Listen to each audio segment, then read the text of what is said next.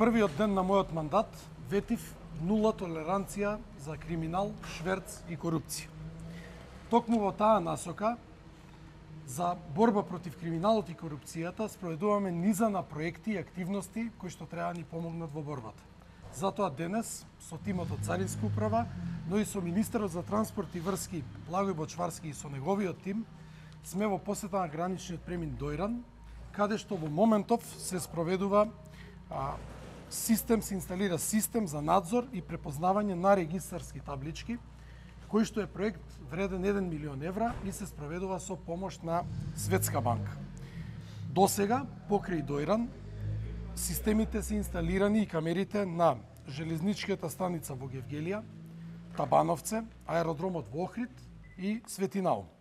Продолжуваме во наредниот период и со инсталирање на сите 19 гранични премини, а податоците и снимките се слеваат во дежурниот царински центар. Таму, со овие податоци се прават низа на анализи, особено анализа на ризик и анализи за пикови, односно гужви во фреквенција на сообраќај.